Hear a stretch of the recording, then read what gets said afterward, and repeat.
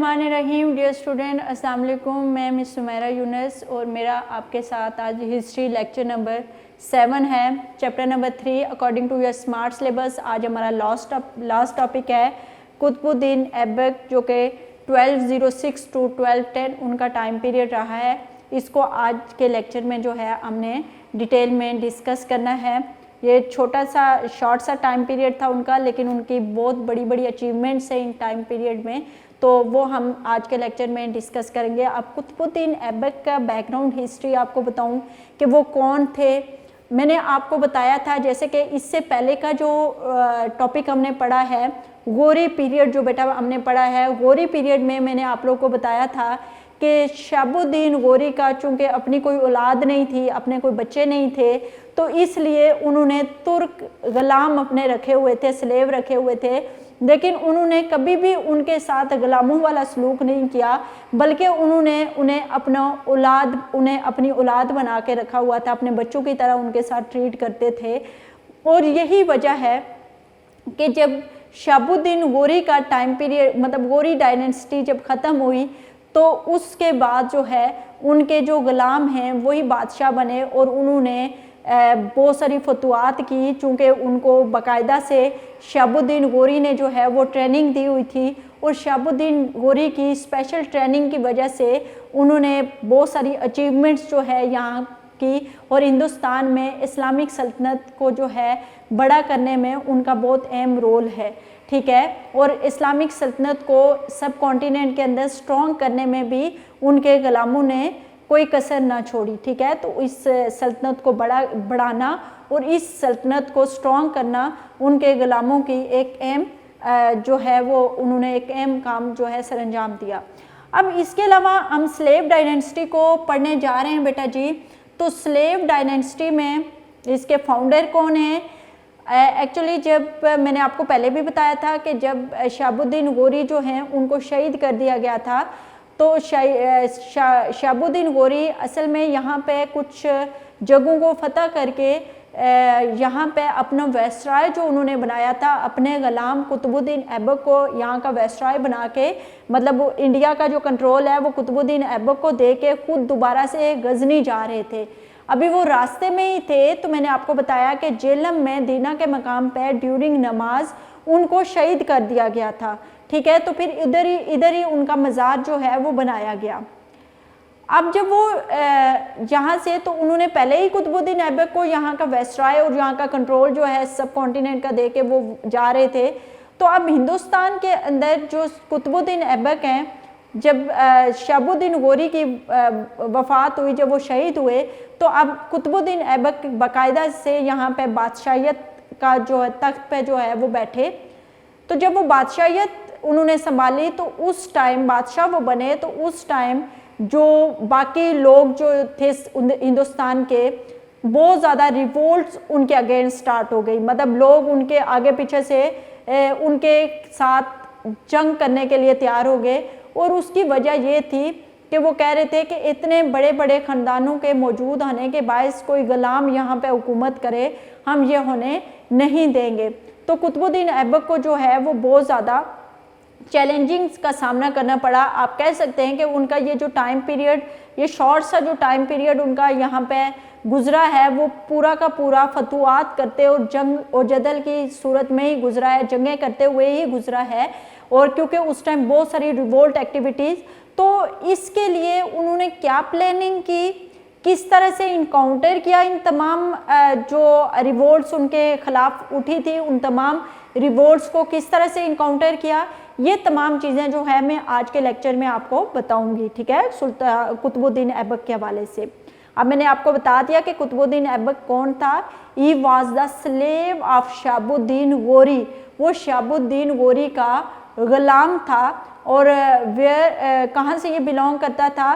तो ये belong from तुर्क रेस, ये तुर्की से जो है वो बिलोंग करता था, ठीक है। उनका तुर्क गुलाम था और उसके साथ शहाबुद्दीन गौरी का एक बहुत ख़ास प्यार था, वो उनसे बहुत प्यार करते थे और उनको अपने बेटे की तरह रखा हुआ था। अब क्या हुआ कि आफ्टर द बैटल ऑफ टारियां की जंग के बाद सुल्तान, आप पेज नंबर 37 पे आप लोग आ जाएं। इसमें मैं जैसे जैसे आपके रीड करूंगी तो आपको चीज़ें जो है वो साथ साथ समझाती जाऊंगी कि इसमें बेसिकली क्या है। कुतुबुद्दीन ऐबक का जो टाइम पीरियड शुरू हो रहा है वो 1206 टू 1210 AD है। और आफ्टर द बैटल ऑफ टारियान, जैसे मैं आपको पहले टारियान के बारे में बता चुकी हूँ कि 2 जंगें हो चुकी है। फर्स्ट वार ऑफ टारियान में शहाबुद्दीन गोरी को जो है वो शिकस्त का सामना करना पड़ा था और पृथ्वीराज जो है वो जीत गया था। बट सेकेंड वार ऑफ टारियान में ऐसा हुआ था कि शहाबुद्दीन गोरी जो है वो जीत गया था और पृथ्वीराज जो है वो हार गया था। अब जब जंग के बाद सुल्तान शहाबुद्दीन गोरी दोबारा से गजनी जा रहे थे तो उन्होंने क्या किया कि उन्होंने कुतुबुद्दीन ऐबक को यहाँ का वायसराय बना दिया। मतलब कि यहाँ का हिंदुस्तान का कंट्रोल जो है वो कुतुबुद्दीन ऐबक के हाथ में दे के खुद गजनी, जो कि उनका होम टाउन था, वहाँ के लिए रवाना हो गए। अच्छा, after the battle of Tarain, Sultan Shahabuddin appointed Qutbuddin is viceroy in the subcontinent and he himself went to Ghazni. आगे, after the death of Sultan Mahmud Ghori, Sultan Mahmud Ghori की वफ़ात के बाद Qutbuddin Aibak ascended the throne in Lahore under the title of सुल्तान।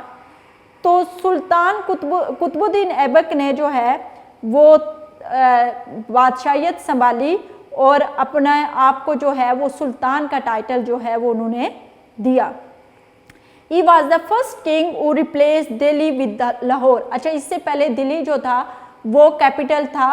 अब उन्होंने क्या किया कि दिल्ली की जगह लाहौर को जो है वो कैपिटल बना दिया। ठीक है, ये बहुत इंपॉर्टेंट MCQs है, इसको ज़रा आप बुक के अंदर अंडरलाइन करें कि कुतुबुद्दीन, या तो आपसे पूछा जाएगा कि दिल्ली से लाहौर में कैपिटल किसने कन्वर्ट किया, तो आप किसने रिप्लेस किया, तो आपको पता आना चाहिए कुतुबुद्दीन ऐबक ने। या आपसे ये भी पूछा जा सकता है कि कुतुबुद्दीन ऐबक ने दिल्ली के साथ किसको रिप्लेस किया कैपिटल, तो लाहौर, या लाहौर को क्यों कैपिटल बनाया, कौन सी जगह को रिप्लेस करके दिल्ली। इस तरह के डिफरेंट MCQs आपको आ सकते हैं, तो आपने इसको अच्छी तरह से वो कर लेना, अंडरलाइन कर लें।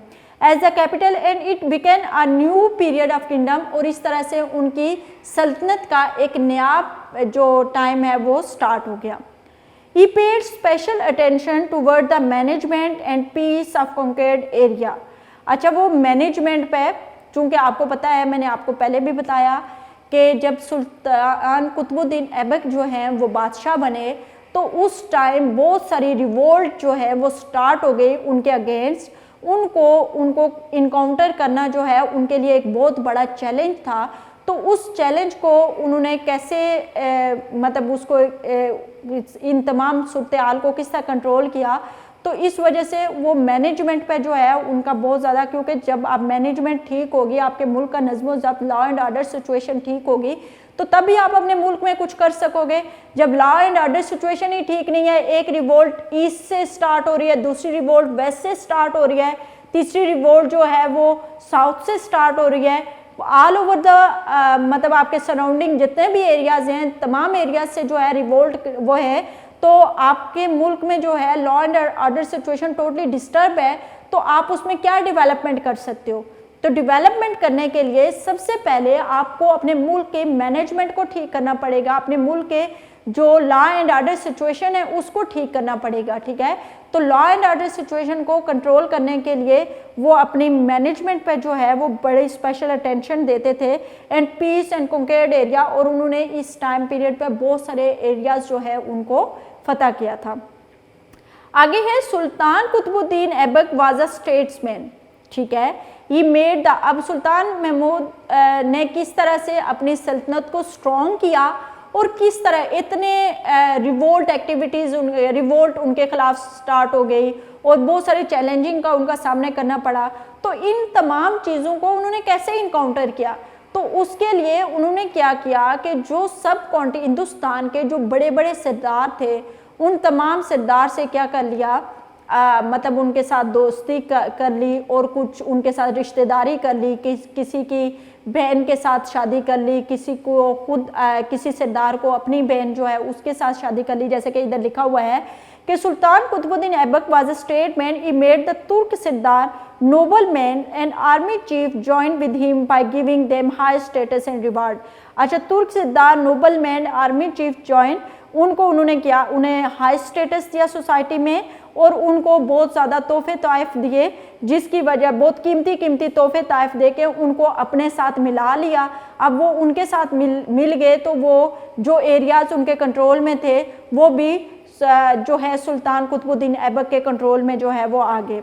You forget relation with powerful local chief, उन्होंने जो यहाँ के लोकल सरदार थे, जो कि हिंदुस्तान के काफ़ी ताकतवर लोकल सरदार थे, उन तमाम सरदारों के साथ भी दोस्ती कर ली। आगे he got his sister married to the ruler of Sindh, उन्होंने अपनी बहन की जो शादी है जो सिंध का रूलर था उसके साथ कर दी। एंड मुल्तान नसारुद्दीन कबाचा, सिंध और मुल्तान का जो नासरुद्दीन कबाचा उसका नाम था, जो कि उस टाइम रूल कर रहा था सिंध और मुल्तान के अंदर, उसके साथ अपनी बहन की शादी करके उसको भी अपने साथ क्या कर लिया, मिला लिया। अब he restored his authority in Bengal, उन्होंने अपनी जो इख्तियारात हैं बंगाल के अंदर भी दोबारा से वो किए। इस्टेब्लिश जस्टिस, उन्होंने पूरी की पूरी सोसाइटी में जो है वो जस्टिस कायम किया। ई बिहेव द हिंदूज वेल, वो हिंदूज जो जाहिर सी बात है शुरू से ही यहाँ पे हिंदू जो थे वो मेजोरिटी में रह रहे थे एज़ कम्पेयर टू मुस्लिम, तो हिंदू जो कि यहाँ की सोसाइटी का बहुत अहम हिस्सा थे, उनके साथ उन्होंने बहुत अच्छे से जो है वो सलूक किया।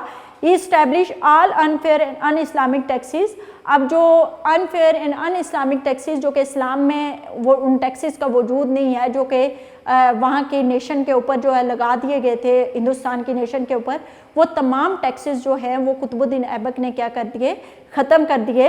He had special interest in art of architecture, अब उनको आर्ट और आर्किटेक्चर में बहुत ज़्यादा इंटरेस्ट था। यही वजह है कि कुतुबुद्दीन ऐबक के टाइम पीरियड पे यहाँ पे बहुत सारी इम्पोर्टेंट बिल्डिंग जो कि आज भी अपनी तारीख़ी एतबार से पूरी दुनिया के लिए जो है वो अट्रैक्शन का बायस बनी हुई हैं, वो यहाँ पे कायम हुई हैं। ठीक है, he made many buildings but Quwwatul Islam mosque in Delhi, Qutub Minar, Adhai Din ka झोंपड़ा, उसके अलावा आर ऑफ ग्रेट इम्पोर्टेंस, ये तमाम उसकी बहुत अहमियत रखती हैं। ओके, इसके अलावा इनकी जो इम्पोर्टेंट बिल्डिंग हैं वो Qutub Minar was built in the memory of Khwaja Qutbuddin Bakhtiyar Kaki, उन्होंने कुतुबुद्दीन बख्तियार काकी के नाम पे जो है वो एक मीनार कायम किया जिसको कुतुब मीनार बोला जाता है, जिसकी हाइट जो है वो 78 मीटर है। Adhai Din ka Jhonpra was the pleasure of conquest of Ajmer, Ajmer के फ़तह के खुशी में जो है ये झोंपड़ा जो है वो बनाया गया था। उसके अलावा कुतुबुद्दीन डाइड इन 1210 इन लाहौर, वो 1210 में लाहौर में फोत हो गए थे। वो पोलो की गेम खेल रहे थे तो घोड़े से गिर के उनको ज़ख्मों की ताप ना ला के उनकी वफ़ात जो है हो गई। तो ये यहाँ पे हमारा सिलेबस जो है वो कंप्लीट हो गया है। इसमें क्वेश्चन नंबर 1 जो कि मैंने आपको पहले भी बताया था बेटा कि क्वेश्चन नंबर 1 जो है आप लोगों ने इसको राइट भी करना है, लर्न भी करना है, जो कि आपकी डायरी का था। अब जो है क्वेश्चन नंबर 4 वो इसी टॉपिक से रिलेटेड था। क्वेश्चन नंबर 4 वो अभी मैं आप लोगों को करवाने लगी हूँ। इसमें कुछ अहम अचीवमेंट्स हैं जो कुतुबुद्दीन ऐबक की, उन अचीवमेंट के हवाले से मैं जो है कुछ चीज़ें आपको करवाने लगी हूँ और ये क्वेश्चन भी आपने लर्न भी करना है और इसको अपनी नीट कॉपीज़ के अंदर राइट भी करना है, ताकि जब आप स्कूल के अंदर जाएं तो आपके जो टीचर्स हैं आपका ये काम हुआ हो तो वो आपके ये तमाम काम जो है इसको चेक कर लेंगे। तो आप लोगों ने इसको भी जो है वो राइट करना है अपनी नीट नोटबुक्स पे जो आपकी होमवर्क की है। अच्छा, अब जो क्वेश्चन है वो है write a note on political insight of Qutbuddin Aibak, कि उनकी जो पॉलिटिकल अचीवमेंट थी कुतुबुद्दीन ऐबक की उसके बारे में बताएं। पहली बात तो ये है कि जैसे बेटा मैंने आप लोगों को हर पर्सनैलिटी जो भी यहाँ पे पढ़ाई, चाहे वो मैंने आपको मोहम्मद बिन कासिम को पढ़ाया, मैंने उसकी बैकग्राउंड हिस्ट्री बताई, फिर मैंने आपको बताया वो कहाँ से बिलोंग करते हैं और फिर वो यहाँ पे क्यों आए। इसके बाद मैंने आपको सुल्तान महमूद गजनवी के बारे में बताया। मैंने आपको बताया कि सुल्तान महमूद गजनवी बिलोंग कहाँ से करते थे, ठीक है, और वो हिंदुस्तान में क्यों आए और यहाँ पे कौन कौन से एरिया फतह किए और यहाँ पे उनकी अहम अचीवमेंट्स क्या है। ठीक है, तीसरी हमारी जो पर्सनैलिटी हमने इस चैप्टर के अंदर डिस्कस की है वो हमने शहाबुद्दीन गौरी के बारे में डिस्कस किया है। उनके बारे में मैंने बताया आपको कि उनकी बैकग्राउंड हिस्ट्री को मैंने आपको बताया, फिर मैंने ये बताया कि वो क्यों यहाँ पे आए और यहाँ पे उन्होंने कौन कौन से एरिया को फतह किया और यहाँ पे कहाँ पे उन्होंने इस्लामिक सल्तनत कायम की। ठीक है, अब जो आज के लेक्चर में जिस पर्सनैलिटी को मैंने आपके साथ डिस्कस किया वो मैंने कुतुबुद्दीन ऐबक को डिस्कस किया। अब इसकी बैकग्राउंड हिस्ट्री पे अगर मैं चली जाऊँ तो मैंने आपको बताया कि कुतुबुद्दीन ऐबक एक गुलाम था, इसी वजह से एक स्लेव था, इसी वजह से इस डायनेस्टी को स्लेव डायनेस्टी बोला जाता है। वो किसका स्लेव था?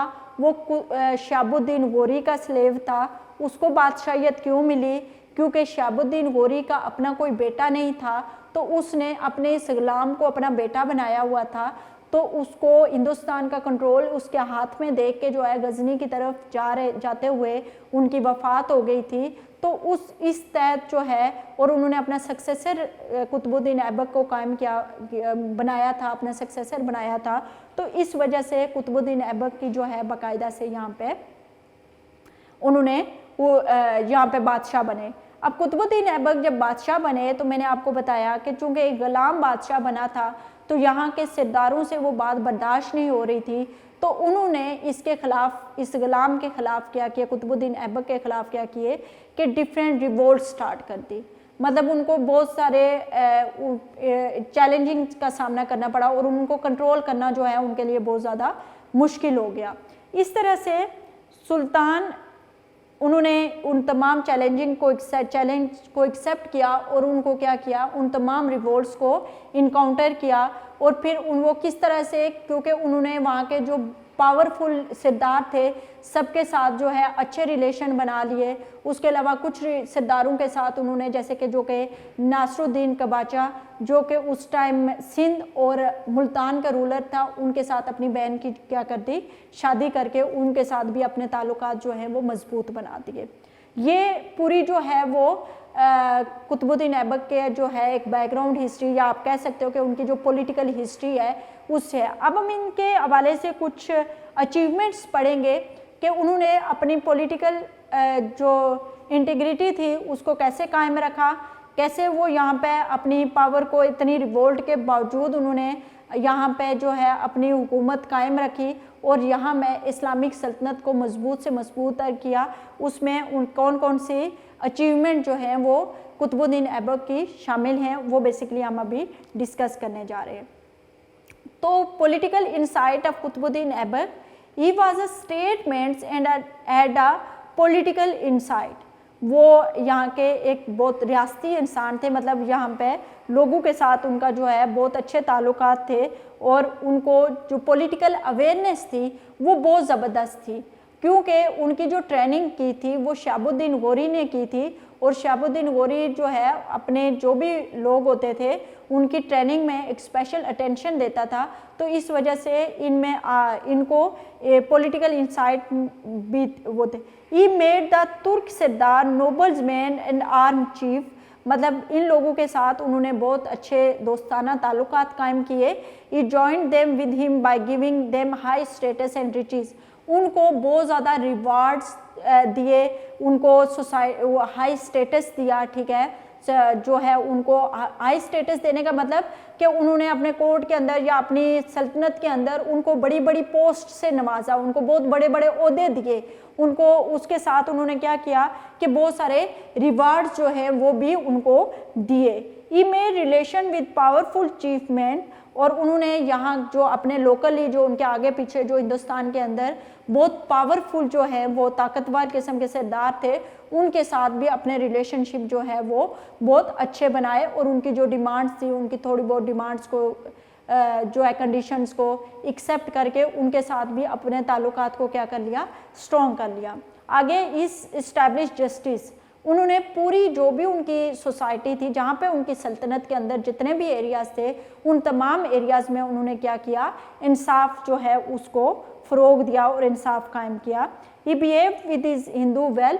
अब चूँकि आपको मैंने पहले भी बताया था कि सब कॉन्टिनेंट के अंदर जो है हिंदू जो थे वो मेजॉरिटी में थे, और जो आपके कुतुबुद्दीन ऐबक थे जो थे वो यहाँ के जो रूलर यहाँ के जो नेटिव थे, स्पेशली जो मेजॉरिटी में नेटिव थे, और मेजॉरिटी में नेटिव यहाँ पे हिंदू सोसाइटी थी, हिंदू लोग थे, तो वो उनके साथ जो है बहुत अच्छे से सलूक किया, और उनके ऊपर जितने भी अनफेयर टैक्सेस थे जो कि अन इस्लामिक टैक्सेस थे वो तमाम टैक्सेस उनके ऊपर से क्या कर दिए, ख़त्म कर दिए। आगे है he got his sister married to the ruler of Sindh Sultan Nasiruddin Qabacha. उन्होंने चूँकि अपनी सल्तनत को मजबूत करना था और अपनी सल्तनत को मजबूत करने के लिए उन्हें यहाँ के रूलर्स के साथ बना के रखनी थी, तो उन रूलर्स के साथ जो है अच्छे ताल्लुकात कायम करने के लिए उन्होंने क्या किया कि कुछ के साथ रिश्तेदारियाँ कर दी, कुछ के साथ जो है उनको अच्छे आला बड़े बड़े ओहदे दिए, और बड़े ओहदे दे के उनके साथ जो है ताल्लुकात कायम किए, कुछ के जो है कंडीशंस मान के उनको अपने साथ मिला लिया। इस तरह से उन्होंने, क्योंकि ये तमाम चीज़ें चैलेंजिंग्स को उन्होंने इनकाउंटर करना था, तो उसके लिए उन्होंने ये बेस्ट प्लानिंग जो की, वहाँ के जो पावरफुल लोग थे उन तमाम के साथ जो है वो दोस्ताना ताल्लुकात करके, रिश्तेदारियां करके, उनको अपने साथ मिला के उन्होंने क्या किया कि वहाँ की तमाम रिवोल्ट्स का जो है वो जो कि उनके अगेंस्ट थी उनको उनका मुकाबला किया। तो he got his sister married to the ruler of Sindh Sultan Nasiruddin Qabacha. तो ये सवाल है आपका जो आप लोगों ने क्या करना है, लिखना भी है, याद भी करना है। अच्छा, कुतुबुद्दीन ऐबक जो है उन्होंने अपने टाइम पीरियड में, मैं ये भी बताती जाऊँ कि उन्होंने वो पूरे ये जो 4 साल का टाइम पीरियड था वो मुख्तलिफ एरियाज़ पे अटैक करते, मुख्तलिफ एरियाज़ को फतह करते और अपनी सल्तनत को जो है वो उसमें जगहों को जो हुआ है ऐड करते रहते। तो ये कुतुबुद्दीन ऐबक का जो ये पूरा का पूरा टाइम पीरियड गुजरा है वो फतवात और जंग की सूरत में, जंगों की हालत में ही जो है वो गुजरा है। लेकिन फिर भी यहाँ इस टाइम पीरियड पे इस्लाम की डेवलपमेंट हुई, इस्लाम को फ़रोग मिला और इस्लाम जो है वो सब कॉन्टिनेंट के अंदर बहुत ज़्यादा स्ट्रांग हुआ। अब जो है डायरी वर्क में आप लोगों को लिखवाती जाऊँ कि डायरी वर्क क्या है ताकि आपको याद रहे। डायरी वर्क बेटा आपका है चैप्टर नंबर 3। चैप्टर नंबर 3 में ये हमारा है लॉन्ग क्वेश्चन नंबर 4, और लॉन्ग क्वेश्चन नंबर 4 आप लोगों ने इसको राइट भी करना है प्लस इसको क्या करना है, लर्न करना है। तो आपके long question answer, only 2 long question answer आपके चैप्टर में इंक्लूड हैं। लॉन्ग क्वेश्चन नंबर 1 जो कि मैं आपको पहले जब ये टॉपिक पढ़ाया था उस वक्त मैंने आप लोगों को डायरी में वो दिया था, और फिर आपका ये है long question number 4, long question number 1 और long question number 4। Only 2 long question answer जो है आपके सिलेबस में इंक्लूड हैं। इसको आप अच्छी तरह से करिएगा और अपने पेपर की अभी से प्रिपरेशन करें। आप जैसे ही स्कूल में आएंगे तो आप उस टाइम, आपको पता है कि अब छुट्टियां जो कि ज़्यादा हो गई हैं, तो हम आप लोगों को उस तरह से जैसे पहले आपकी प्रिपरेशन करवाते थे, इस दफ़ा आपके टीचर्स उस तरह से आपकी प्रिपरेशन नहीं करवा पा रहे। हम थ्रू ऑनलाइन ही आपको जो है वो हेल्प प्रोवाइड कर रहे हैं। अब अपने घर में अपने पेरेंट्स के साथ जो है बैठ के अच्छी तरह से जो भी चीज़ें हम आप लोगों को बताते हैं उनको लर्न किया करें। अगर कोई भी क्वेश्चन आपको पूछना हो, कोई भी प्रॉब्लम हो, तो आप हमें थ्रू कमेंट, थ्रू कॉल हमसे जो भी आपकी प्रॉब्लम है वो हमें बताएं, हम आपको उसका आंसर जो है वो प्रोवाइड करेंगे। उसके अलावा आप अपने पेरेंट्स से भी पूछ सकते हैं कोई भी मुश्किल होती है तो। लेकिन अभी आप लोगों के पास बिल्कुल टाइम नहीं है कि आप अपने टाइम को वेस्ट करें। आपके पास ये ना हो कि आप छुट्टियां खेलते कूदते ही गुजार लें, ऐसा नहीं है। आपको जो भी काम दिया जा रहा है आप सीरियसली उस काम को लें और अपना जो काम है वो कंप्लीट करें इन टाइम। मतलब जिस दिन आपको जो काम दिया जाता है उसी टाइम, उसी दिन आप उस काम को कंप्लीट करें ताकि आपको ज़्यादा बर्डन फील ना हो। क्योंकि जब लास्ट टाइम भी आप क्लासेस में आए थे तो हमने तो आप लोगों को ऑनलाइन लेक्चर दिए थे, आप लोगों ने बहुत कम चीज़ें जो है उनको लर्न किया था। लेकिन अब आपके पास टाइम नहीं होगा। अब आप जैसे ही आओगे तो आपके पेपर्स जो हैं वो स्टार्ट होने वाले होंगे। तो आप नेक्स्ट लेक्चर तक के लिए इजाज़त दें। स्टे सेफ, स्टे होम, अल्लाह हाफिज़।